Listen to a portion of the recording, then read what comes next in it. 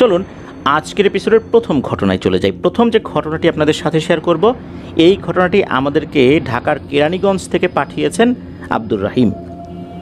ঘটনাটি উনি ওনার নানির মুখে শুনেছেন। ঘটনাটি ওনার নানির সাথেই ঘটেছিল। সময়কালটা অনেক আগের, মহান মুক্তিযুদ্ধেরও আগে। তখন ওনার বয়স 13-14 বছর। ওই সময় কিন্তু গ্রামে বিনোদন বলতে এই যাত্রাপালা, এছাড়া কিন্তু ওইরকমভাবে বিনোদন পাবার কোনো সুযোগ থাকতো না। শহর এলাকায় তো বিভিন্ন জায়গায় সিনেমা হল ছিল। ওই সময়ে যারা যারা সিনেমা দেখার সুযোগ পেতেন যেতেন।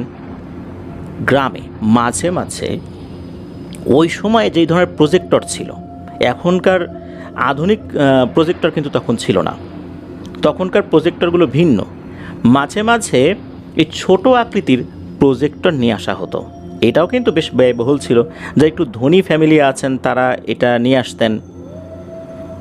ওই গ্রামে রাতের বেলা প্রজেক্টরে সিনেমা দেখানো হবে। এখন এই যে নানি তো যাবেন। যখন নানি তার বাবাকে বললেন, ওনার বাবা বললেন যে না, কোনোভাবেই যাওয়া যাবে না, মেয়ে মানুষ এত রাতের বেলা, এই সিনেমা শেষ হতে হতে দেরি হয়ে যাবে, আমরাও ওখানে কেউ যাচ্ছি না, তোমাকে যেতে হবে না।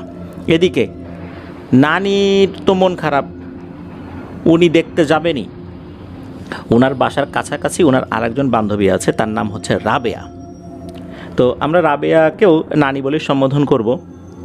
তো উনি রাবেয়া নানিকে বললেন যে রাবেয়া তুই যাবি নাকি? তখন এই রাবেয়া নানি বললেন যে হ্যাঁ আমিও যাব। এদিকে এই রাবেয়া নানিও উনি ওনার বাবার কাছ থেকে অনুমতি চেয়েছেন, তার বাবাও অনুমতি দেয়নি, যে না যাওয়া যাবে না। কি করা যায়? দুজন মিলে বুদ্ধি করেছেন যে সবাই যখন ঘুমিয়ে যাবে তখন আমরা বের হব। কেননা ওই সময়ে মোটামুটি সন্ধ্যার পর থেকে এশার আজানের মধ্যেই সবাই খাওয়া দাওয়া করে ফেলতো, এশার নামাজ পড়ে সবাই শুয়ে পড়তো। আর রাতটা ছিল বৃহস্পতিবার দিবাগত রাত, অর্থাৎ জুম্মার রাত। পরের দিন জুম্মাবার, আর মোটামুটি সবাই তো শুয়ে পড়েছে এমন একটা সময়। তখন এই দুইজন যাবার একটা চিন্তা করেছেন। কথা ছিল এই যে রাবেয়া নানি উনি এসে এই যে আব্দুর রহিম ভাইয়ের নানিকে ডাকবেন। আব্দুর রহিম ভাইয়ের নানির নাম ছিল মিম, মানে ওনার ডাক নাম ছিল মিম। এই মিম নানিকে ডাকবেন। সত্যি রাতের বেলা আস্তে আস্তে ওই রাবেয়া নানি ঘর থেকে বের হয়ে এসে এই মিম নানির ঘরে যে মানে জানালা, এই জানালায় টকটক করে টোকা দিয়েছেন। তো ওনাদের যে ঘর, ওই জানালায় কিন্তু শিক ছিল না, অর্থাৎ জানালার যেই পাল্লা, এটা খুললে কিন্তু অনায়াসেই বাইরে বের হওয়া যেত। এদিকে বাড়ির সবাই ঘুমিয়ে পড়েছে। মিম নানি ওই জানালা দিয়ে বাইরে লাফ দিয়েছেন। তো যখন লাফ দিয়েছেন তখন মিম নানি বুঝতে পারলেন ওনার এক পায়ের নিচে বড় আকৃতির একটা ব্যাঙ পড়ে গেছে। বড় সাইজের ব্যাঙ তো বিভিন্ন জায়গায় থাকে। এই ব্যাঙটা যখন পায়ের নিচে পড়েছে, ব্যাঙটা তার মতো করে একটা শব্দ করেছে, আর ওই পায়ের চাপা খাওয়ার কারণে ব্যাঙটা ওখানেই মারা গেছে। মিম নানি আর রাবেয়া নানি এটা নিয়ে খুব বেশি চিন্তা ভাবনা করেন নাই, কারণ এরকম উপর থেকে লাফ দিয়েছেন, পায়ের নিচে পড়ে মারা গেছে, এটা নিয়ে তো ওরকম দুশ্চিন্তা করার কিছু নেই। তো ওনারা চলে গেছেন সেখানে। ওনারা যখন ঘর থেকে বের হয়েছেন তখন রাত 9টা বাজে। বর্তমান সময়ের প্রেক্ষাপটে রাত 9টা তেমন কোনো রাত না হলেও ওই সময়ের গ্রামীণ সমাজের প্রেক্ষাপটে রাত 9টা কিন্তু অনেক রাত। তো ওনারা দুজন কিন্তু বাড়ি থেকে কিছুটা দূরে, এটার দূরত্ব আধা কিলোমিটারের মতো। এটা তো অনেক দূর এটাও বলা যাবে না, বা আধা কিলোমিটার থেকে কিছুটা বেশি হতে পারে। তো ওনারা গিয়েছেন, ওখানে যাওয়ার পর দেখলেন যে আশেপাশের বাড়ি থেকেও মহিলারা আসছেন, বাচ্চারাও আসছেন, পুরুষরা আছেন আর এক পাশে। তখন ওই যে ওই ছোট প্রজেক্টরে সামনে পর্দা দেয়া থাকে, সাদা এক ধরনের পর্দা। আমরা দেখেছি প্রজেক্টরে যেই ধরনের কাজগুলো হয়ে থাকে ওই সময়ের প্রেক্ষাপটে যেরকমটা ছিল আর কি। তো প্রজেক্টরে সিনেমা দেখানো হচ্ছে, তো ওনারাও দেখেছেন। মোটামুটি প্রায় 2.5 ঘন্টা প্লাস এরকম একটা সময় সিনেমা ওনারা দেখার পর এখন যে যার মতো তো বাড়ি চলে যাবে। এদিকে এই রাবেয়া নানি আর মিম নানি ওনারা দেখেন যে ওনাদের বাড়ির আশপাশ থেকে কেউই আসে নাই, সবাই তো যে যার মতো বাড়িতে চলে গেল। যেই বাড়িতে এটা আনা হয়েছিল তারাও এই জিনিসটা ক্লোজ করে ঘরে নিয়ে গেছেন। এখন ওনারা তো এই দুজন ছাড়া ওই দিকে যাওয়ার মতো কোনো লোকজন নাই। কি আর করা, যেহেতু দুজন ছিলেন, দুজনই হাঁটা ধরেছেন। তো ওনারা যেই পথ দিয়ে আসলেন, পথের একটা জায়গায় একটা মোটামুটি সাইজের বট গাছ আছে। তো ওই বট গাছের নিচে কিন্তু অনেকেই বসে বিশ্রাম নেয়। বাঁশ দিয়ে একটা মাচাও তৈরি করা আছে, ওখানে বসার জন্য পাশে একটা পুকুর রয়েছে। ওনারা চিন্তা করলেন যে এখানে একটু বসি, জিরিয়ে নেই, দেখি কোনো মানুষজন আসে কি না। মিনিট 10 বসলেন, বোঝা গেল যে কেউ আর আসবে না, সবাই ঘুমিয়ে পড়েছে। রাত তো তখন অনেক হয়ে গেছে। ওনারা 9টার সময় রওনা দিয়েছেন, অতটুকু যেতেও তো তাদের সময় লেগেছে। আস্তে আস্তে হেঁটে হেঁটে গিয়েছেন, প্রায় 40-45 মিনিটের মতো ওনারা সময় নিয়েছেন ওখানে যেতে। যাওয়ার পর সিনেমা শুরু হয়েছে। ধরলাম যে রাত 10টার দিকে এটা চালু করা হয়েছে। 10টা, 11টা, 12টা, 1টা, প্রায় 3 ঘন্টার সময় যদি আমরা ধরি। তারপর আবার হেঁটে আসছেন, তার মানে রাত প্রায় 2টোর কাছাকাছি বাজে, এমন একটা সময়। তো দুজন বসে আছেন, এমন সময় দুজন মিলে বুদ্ধি করছেন, একে অন্যকে বলছেন যে আচ্ছা, এই পথেই কিন্তু একটা বড়ই গাছ আছে, একটা কাজ করলে কেমন হয়, এই বড়ই গাছ থেকে আমরা কিছু বড়ই কুড়াই, কারণ ওই ভোরবেলা তো আর ঘুরে আসতে পারবো না, এই সুযোগে কিছু বড়ই কুড়িয়ে নিয়ে যাই একবারে। ভোরবেলা তো দেখা যাবে যে অন্য লোক চলে আসছে, তারা কুড়িয়ে নিয়ে চলে যাবে। তো ওই সময়টা কিন্তু বড়ই পাকার সময় ছিল আর কি। তখন দুজন মিলে পরামর্শ করলেন, হ্যাঁ ঠিকই বলেছিস, আমরা এই বড়ইটা একবারেই কুড়িয়ে নিয়ে যাই। এরকম চিন্তা করতে করতেই হঠাৎ করে দেখেন যে দূর থেকে একটা হারিকেনের আলো ভেসে আসছে। মানে ওনারা যেই পথের দিকে যাবেন, ওনাদের বাড়ির দিকে যাবেন, ওই দিক থেকে একটা হারিকেনের আলো দেখা যাচ্ছে। হারিকেনের আলোটা যতটুকু কাছাকাছি আসছে, মনেই হচ্ছে যে হারিকেনের আলোটা একজন ব্যক্তি ধরে রেখেছেন, একজন মানুষই হবেন এরকমই ধরে রেখেছেন আর কি। ভূত প্রেত বলে কিছু মনে হচ্ছে না। একটা পর্যায়ে বোঝা গেল এটা আর কেউ না, এটা হচ্ছে এই যে রাবেয়া নানি, তার বাবা। রাবেয়া নানির বাবা, উনি পরবর্তীতে কি মনে করে ওই বেশ অনেক রাতেই রাবেয়া নানির ঘরে গেছেন, দেখেন যে রাবেয়া নানি নেই। তখন তো বুঝতে পারছেন যে ঘটনাটা কি হয়েছে, যে এ তো নিশ্চয়ই সেই সিনেমা দেখতে গেছে। তো যেহেতু দেখতে গেছেই, উনি চিন্তা করছেন যেহেতু দেখতে গেছেই, এখন আর মাঝপথে ওই সময় ওকে তুলে আনা ঠিক হবে না, শেষ হোক। ওনার একটা আইডিয়া ছিল কখন শেষ হতে পারে। এরপর উনি ওই হারিকেন নিয়ে বের হয়েছেন। তো এসে বলতেছেন যে এই কিরে, তোরা এখানে বসে আছিস কেন ওই বট গাছের নিচে? তখন ওনারা বলতেছেন যে সিনেমা দেখা তো শেষ, আসার পথে কোনো লোকজন পাইনি। তখন এই যে রাবেয়া নানির বাবা যিনি, উনি বলতেছেন যে মারে, এত রাত্রে বাসায় যাবি, তোর বাবা কি জানে বের হয়েছিস? বলে না, জানে না তো। তখন উনি বলতেছেন তাহলে একটা কাজ কর, চল আমার বাসায় চল, তোরা দুজন একসাথে ঘুমিয়ে থাক, সকালে আমি তোকে বাসায় দিয়ে আসবো আর বলে আসবো, তখন তোকে কিছু বলবে না। তখন আবার এই মিম নানি বলতেছেন না কাকা, আমি আসলে বাসায় যেতেই হবে, রাত্রে যদি ফিরি নাই এমন কথা বাবা জানতে পারে, তাহলে কিন্তু আপনার বলায়ও কাজ হবে না, কারণ ওনার হুকুম অমান্য করে বাইরে বের হয়েছি, বিষয়টা ভালো হয় না, আমি বাসায় চলে যাই। তখন উনি বলতেছেন ঠিক আছে চল, আমি যতটুকু পারি এগিয়ে দিয়ে আসি। কথাবার্তা বলতে বলতে একটা জায়গায় এসে এই রাবেয়া নানি তার বাবার সাথে তার বাড়ির দিকে চলে যান, আর এই যে মিম নানি উনি ওনার বাড়ির দিকে যেতে থাকেন। তখন কিন্তু বাসাটা মোটামুটি একদম কাছেই ছিল, মানে দেখা যাচ্ছে। হঠাৎ করে কি হয়, এই যে রাবেয়া নানি উনি ঘুরে এসে এই মিম নানিকে বলছেন, মিম চল বড়ই গাছের কাছে যাই। তখন এই মিম নানি বলতেছেন, হ্যাঁ রে রাবেয়া, তুই না তোর আব্বার সাথে চলে গেলি, আবার আসলি? বলে হ্যাঁ, আমি আব্বাকে বলছি যে আমরা তো একটা চিন্তা করছিলাম যে বড়ই পারবো, মানে বড়ই কুড়াবো যেগুলো পড়ে গেছে, কারণ ভোরবেলা তো আর আসতে পারবো না, অনেক রাত হয়ে গেছে, ঘুমিয়ে বললে আর উঠতে পারবো না, তো এই জন্য বড়ই কুড়িয়ে নিয়ে আসি। তখন আমার বাবা বলছেন যে ঠিক আছে যা তাহলে। এই কথা শোনার পর মিম নানির কিছুটা খটকা লাগলেও তারপর আবার চিন্তা করলেন ঠিক আছে যাই, বড়ই গাছ তো কাছেই, চলে যাই ওইখানে। তো উনি তখন এই রাবেয়া নানির সাথে ওই বড়ই গাছের নিচে গেছেন। বড়ই গাছের নিচে যাওয়ার পর ওনারা দেখলেন যে বড়ই গাছের নিচে বেশ কিছু বড়ই পড়ে আছে। তো ওনারা কি করেছেন, ওই বড়ইগুলো তোলা শুরু করেছেন। তো ওনাদের যে ওড়না ছিল, ওই ওড়নার একটা অংশে ওই বড়ইগুলো তুলছেন। বড়ইগুলো তুলতে গিয়ে একটা জিনিস খেয়াল করলেন এই মিম নানি, সেটা হচ্ছে এই যে রাবেয়া নানি উনি বড়ই তুলছেন, মনে হচ্ছে এত দ্রুত তুলছেন। অনেক সময় আমরা যদি কোনো ভিডিওর স্পিড বাড়িয়ে দেই, অনেক দ্রুত গতিতে স্পিডটা হয়ে যায়, তখন আমরা দেখি না ওই ভিডিওতে থাকা সব কিছুই অনেক দ্রুত গতিতে চলছে। মনে হচ্ছে এই যে রাবেয়া নানি অনেক দ্রুত গতিতে বড়ই তুলছেন, এত দ্রুত গতিতে তুলছেন যেটা আসলে কোনোভাবেই সম্ভব নয়। আর উনি এই বড়ই তুলে যেখানে রাখছেন ওখানে অনেকগুলো বড়ই জমা হয়ে গেছে। এত দ্রুত গতিতে বড়ই তোলা দেখে তখন মিম নানির সন্দেহ হয়, ওনার বয়স 13-14 বছর হলে কি হবে, এতটুকু সেন্স তো তার ছিল যে এত দ্রুত কেউ আসলে বড়ই তুলতে পারে না। আর ওই সময় চাঁদের আলো যতটুকু ছিল বোঝা যাচ্ছে কোনো সমস্যা হচ্ছে না। উনি খেয়াল করলেন যে এই যে রাবেয়া নানি, উনি শূন্য থেকে সামান্য কিছুটা উপরে, উনি হাত পা নাড়াচাড়া করছেন, পায়ের কদম ফেলছেন, ঠিক যেভাবে আমরা মাটির উপর হেঁটে যাই, তবে ওনার পা এই মাটি থেকে কিছুটা শূন্যে। আর আরও একটা ব্যাপার হচ্ছে ওনার পায়ের যে গোড়ালিটা এটা উল্টো দিকে, যেমন আমরা শুনি না যে এই ভূত পেতনিদের পা উল্টো দিকে ঘোরানো থাকে, ওই রকম। তো এইটা দেখার পর উনি তো মারাত্মক ভয় পেয়েছেন। কিন্তু এখন ভয় পেলে কি হবে, উনি যদি এটা বুঝতে পারেন যে এখন মানে ওই জিনিসটা যদি বুঝতে পারে যে সমস্যা হয়ে যাবে না, তখন উনি এটা বুঝতে দিচ্ছেন না। উনি বলতেছেন যে আরে রাবেয়া, যা হওয়ার হয়েছে, চল বাড়িতে যাই। কিন্তু ওই রাবেয়া নানির যেই অবয়বটা সে বলছে আরে না, আরও কিছুক্ষণ তোল, সময় আছে তো, এখনও অনেক সময় আছে। তখন এই মিম নানি বলছেন না রে, আমি আর তুলব না, আমার যা হওয়ার হয়েছে, আমি এখন বাসায় যাব।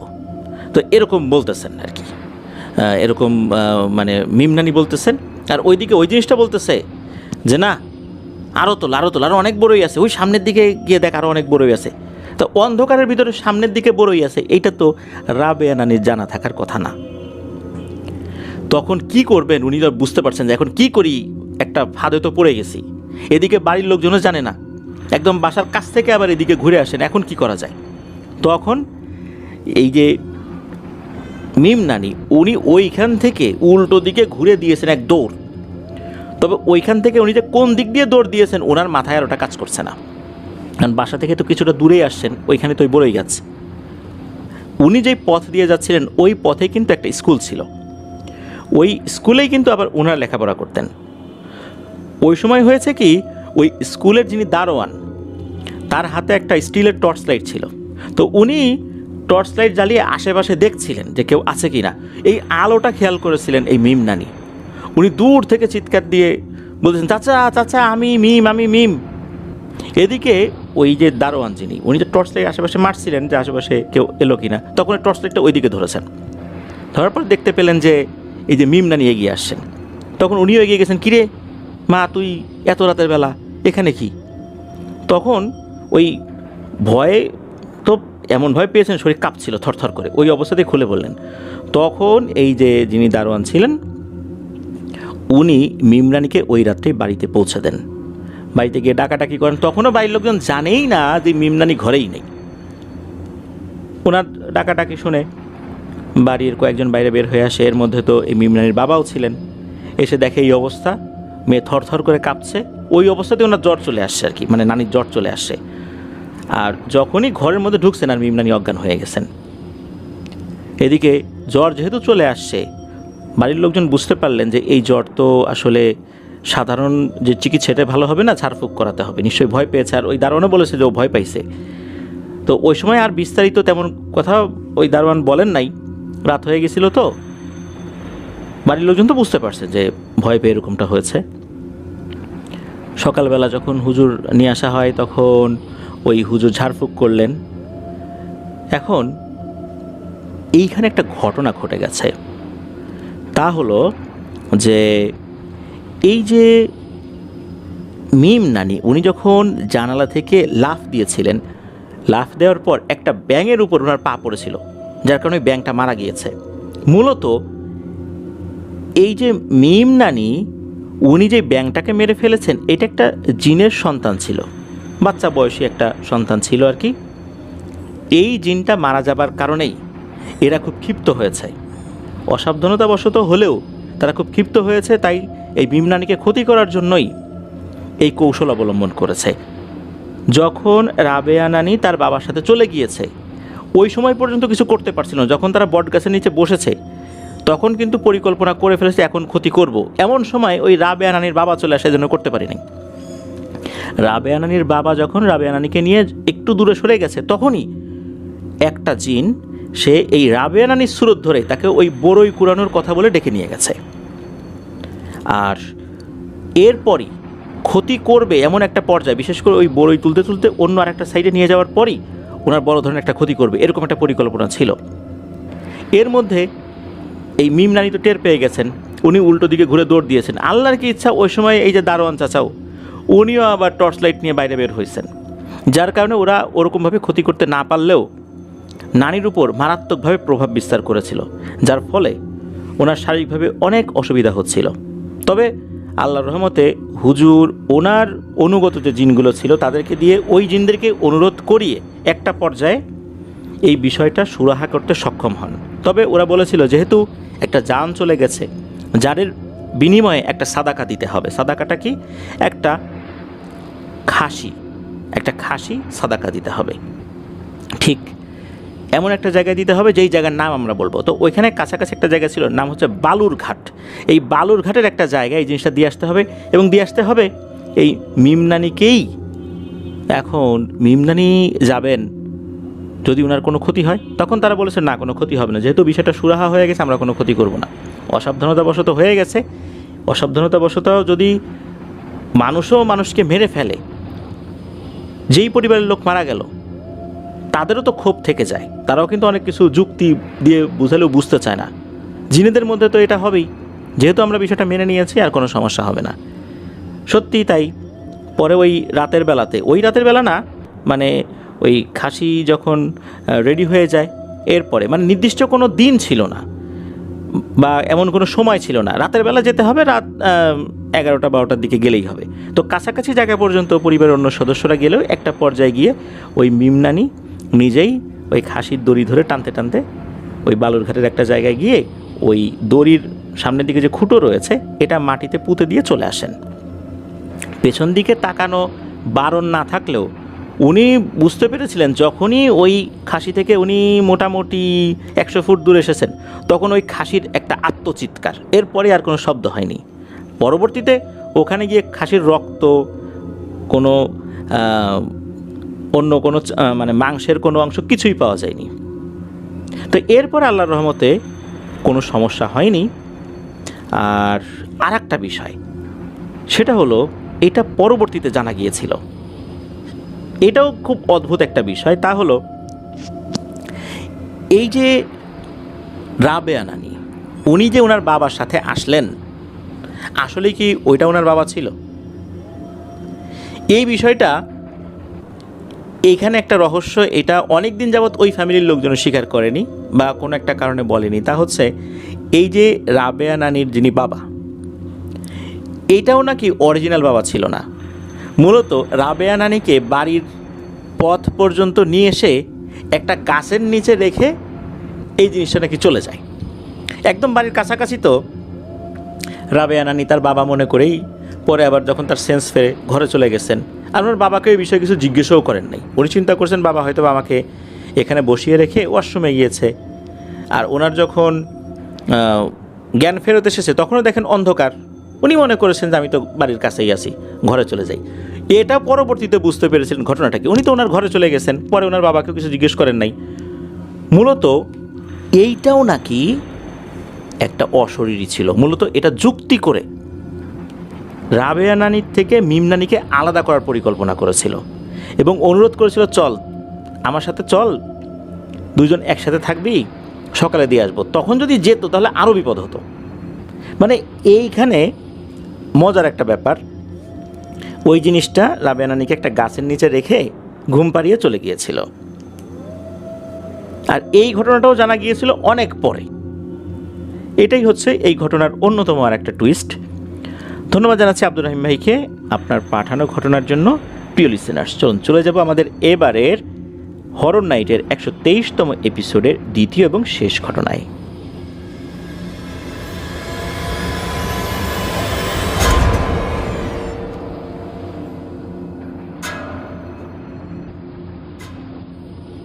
আবারও স্বাগতম জানাচ্ছি প্রিয় লিসেনার্স আমাদের এবারের হরর নাইটের 123তম আয়োজনের দ্বিতীয় এবং শেষ ঘটনায়।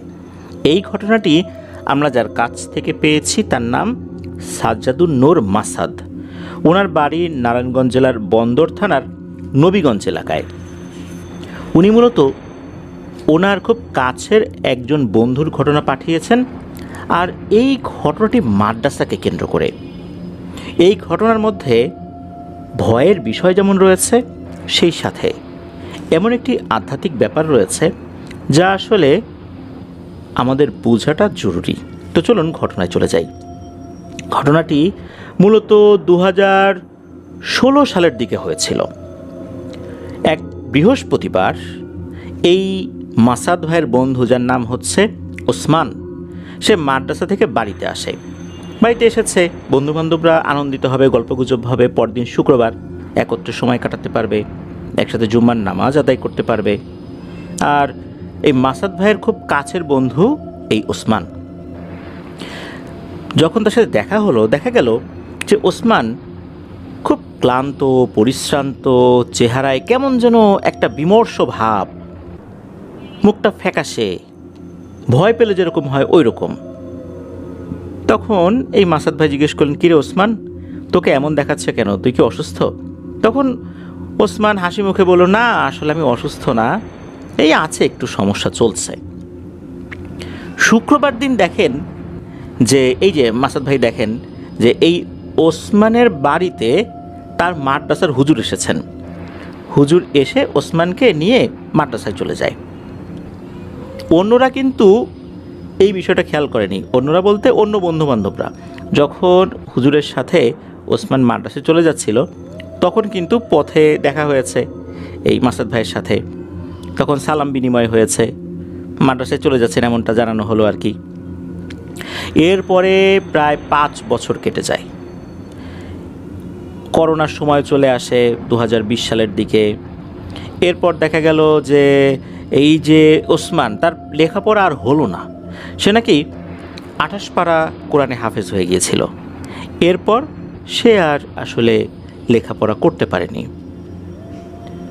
2022 সালের রমজান মাসে 17ই রমজানের তারাবির পর এই মাসাদ ভাই আর এই ওসমান ভাই এই দুজন বসেছেন গল্পগুজব করার জন্য। এই যে দীর্ঘ 5 বছরের মধ্যে কিন্তু এই তার বন্ধু ওসমান ভাইয়ের সাথে তেমন কোনো যোগাযোগ হয়নি। এরপর যখন কথাবার্তা হচ্ছে, অনেক পুরনো স্মৃতি নিয়ে আলোচনা হচ্ছে, এরপর এই যে ওসমান ভাই, উনি কথা প্রসঙ্গেই নিজের সাথে ঘটে যাওয়া একটি ঘটনা বলতে শুরু করেন। মূলত এই ওসমান ভাই উনি ওনার জীবনে মোট 4টি মাদ্রাসা পরিবর্তন করেছেন। সর্বশেষ যেই মাদ্রাসা উনি লেখাপড়া করেছেন, এটার নাম ছিল হাটখোলা ফতুল্লাহ হাজিপাড়া মাদ্রাসা। তো ওখানে যখন ভর্তি হয়েছেন, খুব ভালোভাবেই চলছিল দিনকাল। আর উনি মোটামুটি সিনিয়র হয়ে গেছেন আর কি, 20 পারার উপরে কোরআনের হাফেজও হয়ে গেছেন। তখন একদিন মাদ্রাসার বড় হুজুর উনি জানান যে আজকে মাদ্রাসার চাবি হাতে রাখার দায়িত্ব হচ্ছে ওসমান ভাইয়ের। ওখানে একটা ব্যাপার, তা হচ্ছে যে একজন সিনিয়র স্টুডেন্টকে দায়িত্ব দেওয়া হয় এক রাতে, যে ওই রাতে সে সবাইকে ডেকে তুলবে, মাদ্রাসার চাবিটা তার কাছে থাকবে, ছাদের চাবি, মেইন গেটের চাবি তার কাছে থাকবে। এরকম করে একজনকে দায়িত্ব দেওয়া হয়। ওসমান ভাইয়ের কাছে এই দায়িত্বটা এসে পড়ে। বলে রাখা ভালো, উনি সিনিয়র হলেও মাদ্রাসায় তখন নতুন, মানে ওই মাদ্রাসায় উনি নতুন আর কি। রাত্রেবেলা হুজুর তো চাবি বুঝিয়ে দিয়েছেন এবং হুজুর বলে দিয়েছেন যে ওসমান, তুমি তো মাদ্রাসায় নতুন আসছো, মনে রাখবা রাতের বেলা ছাদে যাওয়া যাবে না। ছাদের চাবি এখানে আছে, দিনের বেলা ছাদে যাওয়া যায়, কিন্তু কোনোভাবেই রাতের বেলা ওখানে যাওয়া যাবে না। আর যদি কোনো ছাত্র ভাই ওয়াশরুমে যেতে চায়, তাহলে সেজন্য একা না যায়।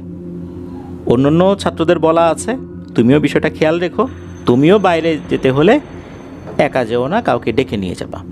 তো এরকম কথা বলে দেওয়া হলো আর কি, হুজুর বলে দিলেন। এরপর হুজুর উনি ওনার যে থাকার জায়গা বা ওনার যে বাসা কাছাকাছি ছিল, সেখানে উনি চলে যান। হুজুর যেভাবে বলেছেন সেভাবেই সব কিছু করবেন, এরকমই চিন্তা করেছেন আর কি। এরপর কি হলো, রাতের বেলা এক ছাত্র ভাই, মানে তার সাথে তার একটা ভালো সম্পর্ক হয়ে গিয়েছিল, তার নাম ছিল রাকিব। এই রাকিব রাতের বেলা ওয়াশরুমে যাওয়ার জন্য উঠেছে। সে অন্য কাউকে ডাকেনি, এই ওসমান ভাইকে ডেকেছে। তো ওসমান ভাই উঠেছেন, ওঠার পর যেহেতু হুজুর বলে দিয়েছেন যে এই বিষয়ে সবাই যেন সবাইকে সহযোগিতা করে, তো ওসমান ভাই উঠেছেন। সে ওয়াশরুম থেকে ফেরার পথে তখন ওই রাকিব বলতেছেন ওসমান ভাইকে যে হ্যাঁ রে ওসমান, আজকে তো তোর কাছে চাবি আছে, একটা কাজ করি, চল তো আমরা ছাদে যাই। ছাদে আসলে কেন হুজুর নিষেধ করে, আর এখন তো কেউ নাই, অনেক রাত, সবাই ঘুমাচ্ছে, চল যাই। এদিকে ওসমান ভাই উনি তো ওই মাদ্রাসায় নতুন এসেছেন, ওনার মধ্যে একটা কৌতূহল কাজ করলো, ছাদে কি এমন আছে, নিষেধ করলো, ঘটনাটা কি, চাবি তো আমার কাছে আছে, যাই দেখি, কেউ তো আর দেখছে না। তখন এই দুইজন আস্তে আস্তে ছাদের উপরে ওঠে। ছাদের উপরে ওঠার পর মানে মেইনলি যে কাজটা প্রথমে করতে হবে তা হচ্ছে চাবি দিয়ে খুলতে হবে। তো চাবি দিয়ে খোলার পর দুজনই ছাদে উঠেছেন। ছাদে ওঠার পর এই যে রাকিব, সে দেখে ছাদে কিছুই নাই, একদম স্বাভাবিক সব কিছু। কিন্তু এই ওসমান ভাই উনি দেখেন ছাদে একটা কালো বিড়াল আর একটা সাদা বিড়াল, বিড়ালের আকৃতিটা স্বাভাবিক বিড়ালের মতো হলেও ওখানে আরও একটা কুকুর ছিল, যে কুকুরটার আকৃতি স্বাভাবিক কুকুরের আকৃতি থেকে অনেক বড়, আর চোখ দুটো মনে হচ্ছে জল করছে, মনে হচ্ছে এই কুকুরটা খুবই হিংস্র। যখনই ওই কুকুরটা দেখেছে যে এখানে দুইজন উঠেছে, তখন ওই কুকুরটা নাকি রাগে গড় গড় শব্দ করছে, মানে আক্রমণ করার আগে যেরকম শব্দ করে ওই রকম। তখন এই ওসমান ভাই ওই রাকিব ভাইকে বলছেন, হ্যাঁ রাকিব দেখতো, আমি যা দেখছি তুইও কি তাই দেখছিস? রাকিব ভাই বলেন, তুই কি দেখছিস? তখন দেখতো এখানে কুকুর বিড়াল দেখা যায় কি না? তখন ওই রাকিব ভাই বলে, কই না তো, আমি তো কিছু দেখি না। এই জিনিসটা কিন্তু ওসমান ভাই বুঝতে পারলেন যে রাকিব কিছুই দেখতে পারছে না, তার কাছে সব কিছু স্বাভাবিক এরকম মনে হচ্ছে, অথচ আমি দেখতে পাচ্ছি। উনি কিন্তু তখন আর ওই রাকিবকে কিছু বলে নাই, দ্রুত ওখান থেকে বের হয়ে ছাদের ওই গেটটা তালা মেরে দিয়ে নিচে চলে আসছেন। আর উনি এবার জানিয়ে দিলেন রাকিবকে যে রাকিব শোন, রাতের বেলা আসলেই ছাদে আসাটা আমাদের উচিত হয়নি। কেন কি বিষয়, এই বিষয়টা রাকিবকে জানান নাই। যদি রাকিব ভয় পেয়ে যায়, ভয় পেয়ে আবার যদি কাউকে বলে ফেলে, হুজুর যদি জানেন, তখন তো আর একটা ঝামেলা হবে। তো ওই দিন রাত স্বাভাবিকভাবেই কেটে যায়। পরদিন ভোরবেলা স্বাভাবিকভাবেই সবাই ফজরের নামাজ আদায় করা হলো, ক্লাসের নিয়ম অনুযায়ী ক্লাস শুরু হয়ে গেল। তো ওই দিনটা চলে গিয়ে রাত যখন এসেছে, তখন থেকেই একটা ঝামেলা শুরু হয়ে গেল। রাতের খাওয়া দাওয়া শেষ করে ওসমান ভাই তার সহপাঠীদের সাথে ঘুমাতে যাবেন। মধ্যরাতে এই ওসমান ভাইয়ের ঘুম ভাঙে একটা ছোট বাচ্চার কণ্ঠস্বরের ডাকে, মানে কণ্ঠস্বরের কারণে ঘুম ভেঙে বলছে, ওসমান ভাই ওঠো ওঠো। তো ওসমান ভাই চোখ খুলে দেখেন যে 5-6 বছর বয়সী একটা বাচ্চা এই ওসমান ভাইয়ের হাত ধরে আছে এবং খুব জোরে জোরে হাত ধরে টানছে। তবে এই বাচ্চাটির চোখ ছিল রক্তবর্ণের, যদিও বা রুমের মধ্যে ডিম লাইট জ্বলছিল, তবুও সেটা বোঝা যাচ্ছিল। আর এই বাচ্চাটা এমনভাবে হাসছিল, মানুষ রাগান্বিত হয়ে হাসি দিলে যেরকম হয় ওই রকম, মানে স্বাভাবিক হাসি না, রাগান্বিত হাসি। এই জিনিসটা দেখে এই ওসমান ভাই ভয় পেয়ে যায়। উনি চিন্তা করেন, আচ্ছা এই বাচ্চাটাকে একে তো কখনো দেখিনি, এ কোত্থেকে আসলো, এই ক্লাসরুমে তো একে দেখি নাই। উনি ভয় পেয়ে গিয়ে কি করেছেন, ওই শুয়ে থাকা অবস্থাতেই এই বাচ্চার বুকে সজোরে একটা লাথি মেরেছেন।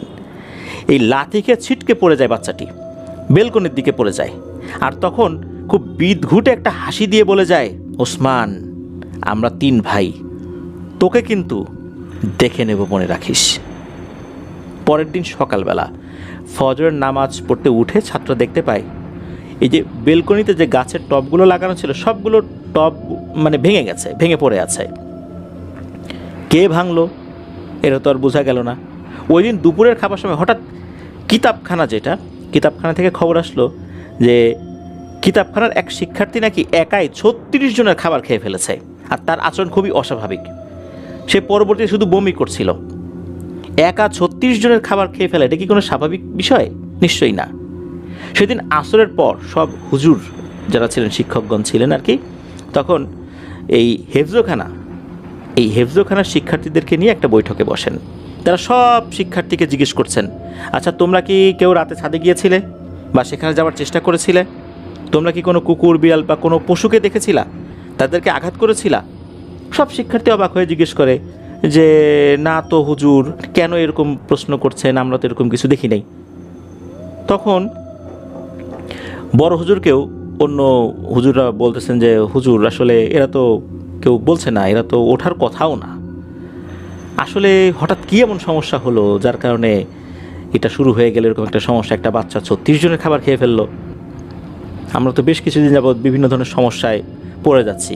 অদ্ভুত ধরনের কান্নার শব্দ শুনতে পাই, বিভিন্ন ধরনের শব্দ শুনতে পাই, কিতাবগুলো এলোমেলো থাকা দেখি। পবিত্র কোরআন যেখানে রাখা থাকে কোরআনগুলো ঠিক থাকে, কিন্তু অন্যান্য কিতাবাদি যেখানে রাখা থাকে সেগুলো এলোমেলো হয়ে থাকে। তারপরে একজন শিক্ষার্থী, সে নাকি ওয়াশরুমে গিয়ে অজ্ঞান হয়ে পড়ে গিয়েছিল।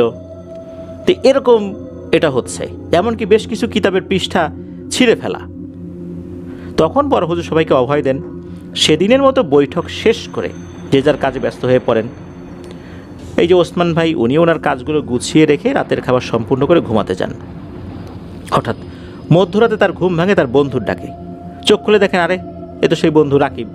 আর আরেকজন বন্ধু আছে ওখানে, তার নাম হলো সাজিদ। এই দুই বন্ধু রাগান্বিত অবস্থায় তার দিকে তাকিয়ে আছে। তাদের চোখগুলো রক্তবর্ণ ধারণ করেছে। ওরা কোনো কথা না বলেই ওসমান ভাইকে আঘাত করতে থাকে। আঘাতগুলো এমন তীব্র ছিল যে ওসমান ভাই চিৎকার করছিল। তবে ওনার চিৎকারগুলো আশেপাশে ঘুমিয়ে থাকা কোনো শিক্ষার্থী শুনতে পাচ্ছিল না। সবাই এমন গভীর ঘুমে আচ্ছন্ন হয়ে আছে যে তারা কিছুই বুঝতে পারছে না। আর এই দুইজন তো খুবই বাজেভাবে ওসমান ভাইকে আঘাত করছিল। একটা পর্যায়ে টেনে হিঁচড়ে ওসমান ভাইকে বারান্দার দিকে নিয়ে যায়। সেখানে নিয়ে গিয়ে ওসমান ভাইকে বলতে থাকে, তোর কত বড় সাহস, আমার ছোট ভাইয়ের বুকে লাথি মেরেছিস, আজকে তোর বুক আমরা ছিঁড়ে ফেলব।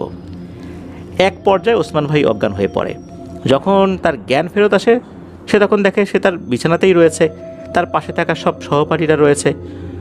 হুজুর কিছুক্ষণের মধ্যেই সবাইকে ডাকবে আর কি। সবাই কিন্তু এমন অবস্থা, তারা কিন্তু টেরও পায় নাই যে এই ঘটনা ঘটে গেছে। এই ওসমান ভাই তার বিছানাতেই রয়েছে। এটা কি স্বপ্নের মধ্যে হলো না কি হলো, উনি চিন্তা করছেন। উনি যখন বিছানা ছেড়ে উঠতে যাবেন, তখন উনি অনুভব করেন ওনার শরীরে প্রচণ্ড রকমের ব্যথা, উঠতেই পারছেন না। তো কি করা, উনি শরীরটাকে নাড়াতেই পারছেন না। কোনো মতে উঠে দাঁড়ালেন, দেখা গেল উনি হাঁটতেই পারছেন না, পা চলছে না। হুজুরকে জানানো হলো। হুজুর এসে দেখলেন যে আসলেই তো এই অবস্থা। তখন বললেন যে ঠিক আছে, তুমি উজু করে এখানেই নামাজ পড়ে নাও, মসজিদে যেতে হবে না। এরপর ওসমান ভাইয়ের শরীরে মারাত্মক জ্বর চলে আসে, এমন অসুস্থ হয়ে যায়। সব সহপাঠীরা তো তারা তাদের মতো করে পড়া করছে। আর হুজুর উনি বললেন যে ঠিক আছে, ওসমান যেহেতু অসুস্থ, ওকে 4 তলায় একা একা বিশ্রাম করার জন্য রেখে আসা হোক। তাকে ওখানে রেখে আসা হয়। যখন এই ওসমান ভাই উনি ওখানে বিশ্রাম করছেন, শুয়ে আছেন, তখন কিন্তু দিনের বেলা। হঠাৎ নাকি চারদিকে জানালা খুলে গেল। মনে হচ্ছে ঝড়ো বাতাস শুরু হয়েছে। ওই ঝড়ো বাতাসে ওই রুমের অবস্থা খারাপ হয়ে যাচ্ছে। মনে হচ্ছে যে বুকশেলফে থাকা বিভিন্ন বইগুলো এদিক ওদিক ছোটাছুটি করছে। আর বেলকনিতে রাখা ফুলের টবগুলো মনে হচ্ছে কেউ তার দিকে ছুঁড়ে মারার চেষ্টা করছে। আর মনে হচ্ছিল 15 থেকে 20 জন একসাথে ভয়ঙ্কর কণ্ঠে কথা বলছে। সবাই একই কথা বলছে, সমস্বরে সবাই একই কথা বলছে, ওসমান তোকে কিন্তু আমরা মেরে ফেলবো, তুই আমার ছোট ভাইয়ের বুকে লাথি মেরেছিস, তোকে ছাড়বো না। এরকম হচ্ছে। এদিকে এই ওসমান ভাই হামাগুড়ি দিতে দিতে একটা পাশে চলে আসার চেষ্টা করছেন। উনি একটা পাশে আসার পর একটা শেলফে থাকা পবিত্র কোরআন ধরে নিজের বুকের সাথে চেপে ধরলেন। উনি চিন্তা করেছেন যে যেহেতু পবিত্র কোরআনকে আমি চেপে ধরেছি, ইনশাল্লাহ কোনো সমস্যা হবে না। এর মধ্যে কি হয়েছে, নিচ থেকে ওস্তাদ অর্থাৎ যিনি প্রধান শিক্ষক মোহতামিম, উনি চিৎকার করে বলছেন, এই ওসমান তুমি ঠিক আছো? তখন ওই ওসমান ভাই এই ডাকটা শুনেছেন। উনি বলছেন যে হুজুর আপনি তাড়াতাড়ি উপরে আসেন, নাহলে আমি মারাই যাব। হুজুর দ্রুত উপরে চলে আসেন। হুজুর এসে দেখেন সব কিছু স্বাভাবিক হয়ে গেছে। তবে এই যে প্রচণ্ড বাতাসের কারণে বইগুলো এদিক ওদিক ছোটাছুটি করছিল, এগুলো নিচে পড়ে আছে। হুজুর দ্রুত গিয়ে ওসমানকে জড়িয়ে ধরেন। এরপর ওসমান তো কান্নাকাটি শুরু করে দেয়, হুজুর আপনি না আসলে আমি তো মারাই যেতাম। তখন হুজুর তাকে আবার নিচে নিয়ে আসেন যে এখানে আসলে একা রাখাটা তাকে তাকে যে একা রেখে গেছেন জিনিসটা আসলে উচিত হয়নি। তবে তখন তো ফজরের নামাজ হয়ে গেছে, সকাল হয়ে গেছে, তখন তো আর ভয়ের কিছু থাকার কথা না। যাই হোক, ওই দিন নারায়ণগঞ্জের একজন বিখ্যাত হুজুর, তার নাম হচ্ছে আউয়াল হুজুর, তো উনি ওনার ছোট ছেলেকে নিয়ে মাদ্রাসায় উপস্থিত হলেন। তো উনি আসলেন, বিভিন্ন কথাবার্তা বলছেন। আওয়াল হুজুর কিন্তু এই রুকিয়া সংক্রান্ত বিষয়ে মোটামুটি বেশ ভালো জ্ঞান রাখেন আর কি। ওনাকে বিভিন্ন বিষয় বলা হলো যে মাদ্রাসায় এই ধরনের সমস্যা চলছে। তখন নাকি এই কথা বলতে বলতে ওনার যে ছোট ছেলে, এই ছোট ছেলে উনি কিন্তু তুরস্ক থেকে লেখাপড়া করে আসছেন। তবে উনি ওনাকে দেখলে কোনো আলেম বা এরকম কিছু মনে হয় না। উনি ক্লিন শেভড, মাথার চুলও ছিল ছোট ছোট। তো কথা বলতে বলতে হঠাৎ করে উনি একপাশে সরে গেলেন। যাওয়ার পর কিছু বাচ্চারা এক জায়গায় লেখাপড়া করছিল, এর মাঝখানে গিয়ে নাকি ওই পূজারীরা যেভাবে ধ্যানে বসে ওরকম ধ্যানে বসে গেছেন। হঠাৎ করে তার এভাবে ধ্যানের মতো করে বসে যাওয়া, আবার বিড়বিড় করছে, এটা তো দেখে সবাই অবাক হয়ে যান যে কি ব্যাপার, এরকম কেন হলো। হুজুররা তো আগে থেকেই বেশ কিছু ভয়ের বিষয়গুলো নিয়ে অনেকটাই অভ্যস্ত হয়ে গিয়েছিলেন, আবার কোনো সমস্যা শুরু হলো কি না। তখন দ্রুত আশেপাশে থাকা শিক্ষার্থীদেরকে হুজুররা সরে যেতে বলেন, তোমরা এখান থেকে দ্রুত সরে যাও। এরপরই নাকি এই ছেলেটা মাটিতে নিস্তেজ হয়ে লুটিয়ে পড়ে। আবার হুজুর তো আরেক সাইডে রয়েছেন। এটা কিন্তু খুব অল্প সময়ের মধ্যে ঘটে গেছে। হুজুরকে জানানো হলে দ্রুত হুজুর তার ছেলেকে নিয়ে বাড়িতে চলে যান, মানে বাসায় চলে যান আর কি। বাসাটা খুব বেশি দূরে ছিল না। এই যে আওয়াল হুজুর, উনি তো বুঝতে পারলেন যে কোনো একটা ঝামেলা হয়েছে, তার ছেলে এখানে এসে হঠাৎ করে এরকম আচরণ করেছে, বিষয়টা তো স্বাভাবিক না। এরপর উনি মাদ্রাসায় আসেন, আসার পর শিক্ষার্থীদের সাথে কথা বলেন, হুজুরদের সাথে কথা বলেন, সব কিছু শুনলেন।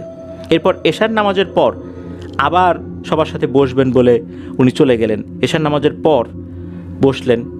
বসার পর উনি নিজে থেকেই বলছেন, এই তোমাদের মধ্যে কে এই কাজটা করছে বলো, এই অপকর্মটা কে করেছে? কেউ না কেউ করেছে।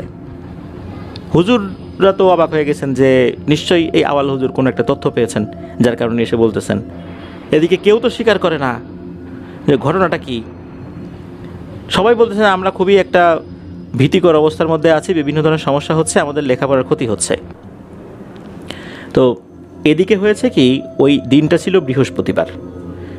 আর এই যে ওসমান ভাই, উনি তো অসুস্থ ছিলেন, উনি ছুটি নিয়ে বাড়িতে চলে আসছিলেন।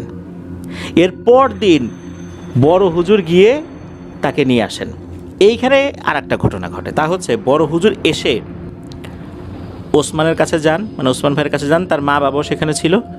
তখন বড় হুজুর বলছেন যে ওসমান, তুমি কি নিজের মুখ থেকে সব কথা বলবে, নাকি আমি তোমার মা বাবার সামনে সব কথা খুলে বলবো? তখন এই ওসমান ভাই স্বীকার করেন যে ওই রাত্রে হুজুরের নির্দেশ অমান্য করে ছাদে উঠেছিলেন এই রাকিবকে সাথে নিয়ে। তখন এই হুজুর বললেন যে ওসমান, তুমি কি জানো যে কি ভয়ঙ্কর কাজ তুমি করেছো? তুমি জানো না।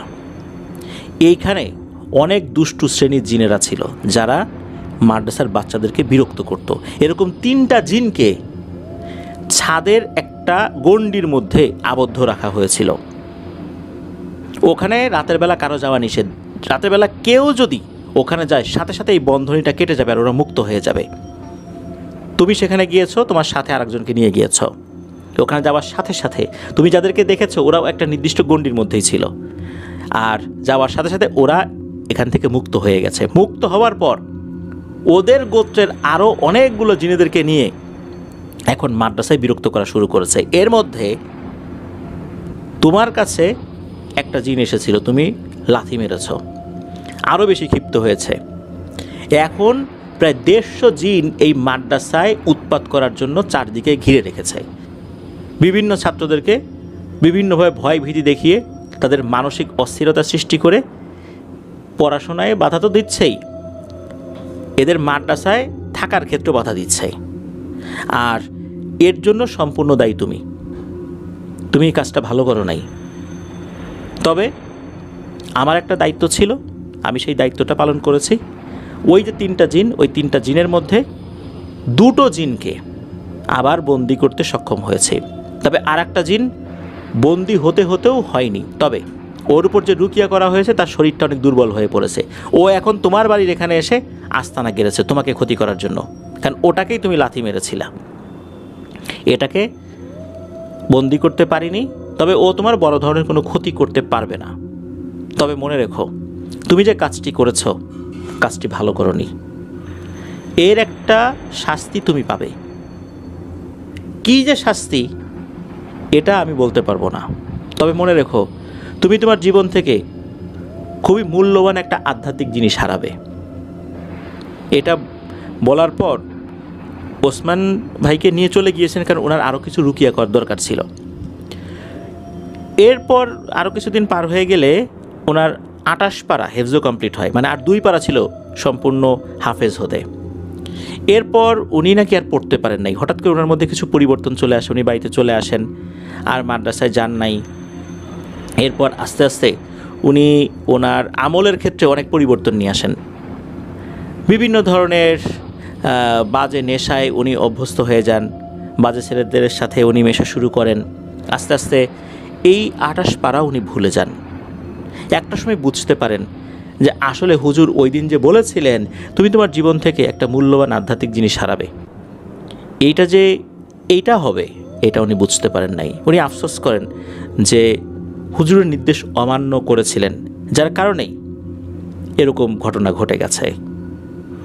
এরকম একটা কঠিন শাস্তি আপাত দৃষ্টিতে বাহ্যিকভাবে এটা মনে হতে পারে এটা তেমন কিছু না, তার শারীরিক তো কোনো ক্ষতি হয়নি, কিন্তু একটা ছেলে হাফেজ হওয়ার একটা প্রবল বাসনা নিয়ে 28 পারা পড়ে তার আর পড়া হলো না, পুরোটা ভুলে গেল, সে ভিন্ন একটা জগতে চলে গেল, তার আমলের অনেক পরিবর্তন হয়ে গেল।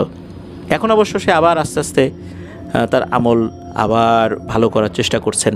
প্রিয় লিসেনার্স, এই যে ঘটনাটা, এই ঘটনাটার মধ্যে আমি বলেছিলাম যে একটা আধ্যাত্মিক শিক্ষা রয়েছে, তা হচ্ছে আমরা কওমি মাদ্রাসা অঙ্গনে যারা কিছুটা সময় হলেও দিয়েছি, ওখানকার যে পরিবেশ, ওখানকার ছাত্র শিক্ষকের যে সম্পর্ক, আর অন্যান্য স্কুল কলেজ ইউনিভার্সিটিতে ছাত্র শিক্ষকের সম্পর্ক কিন্তু একরকম না। হ্যাঁ, সব জায়গায় ভালো খারাপ মানুষ আছে, সেখানেও আছে, এটা থাকবেই, কিন্তু আধ্যাত্মিক এলেম অর্জনের ক্ষেত্রে ওস্তাদের সান্নিধ্য, তার আনুগত্য, এটা অত্যন্ত জরুরি একটা বিষয়। কারণ কওমি অঙ্গনে যেই লেখাপড়াগুলো হয়ে থাকে এর সাথে রুহানি জগতের একটা সম্পর্ক রয়েছে। এই জন্য শিক্ষকের কথা শোনা, তার প্রতি সম্পূর্ণ আদব রক্ষা করে চলা, আনুগত্য করা, এই বিষয়গুলো অত্যন্ত জরুরি। যারা কওমি অঙ্গনে লেখাপড়া করেছেন তারা এটার গুরুত্ব বোঝেন। আমরা বাইরের মানুষজন এটা ওভাবে বুঝতে পারি না। যে এলেমের সাথে আধ্যাত্মিকতার সম্পর্ক রয়েছে সেখানেই প্রবল আনুগত্যের প্রয়োজন হয়, যেটা কিন্তু কওমি অঙ্গনে দেখা যায়। অন্যান্য অঙ্গনগুলোতে এটা ওভাবে দেখা যাবে না, এটাই স্বাভাবিক। তো এই যে হুজুর যিনি ওসমান ভাইকে নিষেধ করেছিলেন, উনি বুঝতে পেরেছিলেন যে এইটার একটা প্রভাব যেটা পড়বে তার আধ্যাত্মিক বা রুহানি জগতে পড়বে, সে যে লেখাপড়া করেছে এটার উপর পড়বে এবং তার পুরো একটা আমলের উপর পড়বে। তাই হয়েছিল। আমরা ওসমান ভাইয়ের জন্য দোয়া করব, যেহেতু উনি আবার ফেরত আসার চেষ্টা করছেন, আল্লাহ তাকে কবুল করুন। সেই সাথে আমরা চেষ্টা করব আমরা যাদেরকে ফলো করি, বিশেষ করে আধ্যাত্মিক উন্নতির ক্ষেত্রে যাদেরকে ফলো করি, তাদের পরামর্শগুলো আমরা মেনে চলব। কারণ অনেক সময় শিক্ষকরা সব বিষয় বলেন না, বললে অনেকে ভয় পেয়ে যাবেন, বিশেষ করে মাদ্রাসা অঙ্গনে। তখন দেখা যাচ্ছে যে আমরা ভুল করে যদি কোনো কাজ করে ফেলি, এই মাদ্রাসায় যে ঘটনাটা ঘটেছে এরকম ঘটনা ঘটে যেতে পারে, তখন কিন্তু অনেকের বদদোয়া এবং অভিশাপের শিকার হতে হবে। যে ওস্তাদের কথা অমান্য করে কাজটি করা হলো, অনেকের ক্ষয়ক্ষতি হলো, পুরো মাদ্রাসার বদনাম হলো, মাদ্রাসা সম্পর্কে একটা গুজব চারদিকে ছড়িয়ে পড়লো, অনেক স্টুডেন্টরা মাদ্রাসা ছেড়ে চলে গেল ভয় পেয়ে। তো এইটার একটা বদদোয়া বা অভিশাপ তো এসে লাগবেই, এটাই তো স্বাভাবিক। এই জন্য ওস্তাদের কথা মেনে চলার চেষ্টা করতে হবে। আল্লাহ আমাদেরকে বোঝার তৌফিক দান করুন। ধন্যবাদ জানাচ্ছি আমাদেরকে যে দুজন ঘটনা পাঠিয়েছেন, মাসাদ ভাই এবং আব্দুর রাহিম ভাই। আশা করি আপনাদের কাছ থেকে আরও অনেক ঘটনা ইনশাল্লাহ আমরা পাবো। প্রিয় লিসেনার্স, আজকের এপিসোড থেকে বিদায় নিব। সবাই ভালো থাকবেন, সুস্থ